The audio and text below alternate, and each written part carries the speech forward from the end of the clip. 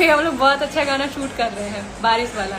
बहुत जल्द देखने को भी मिलेगा आप लोगों को, मजा आएगा देख के। पूरा बारिश में भीग भीग के शूट किया है, अभी इतना रेडी होके फिर जाके बारिश में भीग के गाना शूट करेंगे। उनके साथ बहुत जल्द गाना रिलीज होगा वो भी। नहीं यार, छोटी ननद। नहीं मैं मजाक कर रही थी, ननद नहीं है, बस रील हम लोग बनाए हैं अपने गाने पे, तो इसको मैं चिढ़ा रही हूँ तब से ननद जी बोल के।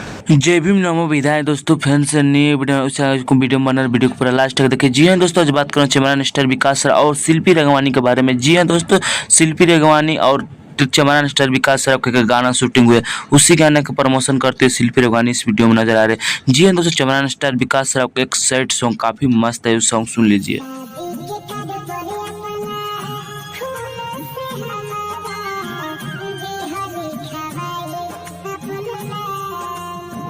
जो अगर आप सब कट्टर मत करवा दे इस वीडियो को ज़्यादा शेयर करना और मेरे चैनल को जरूर सब्सक्राइब कर लेना।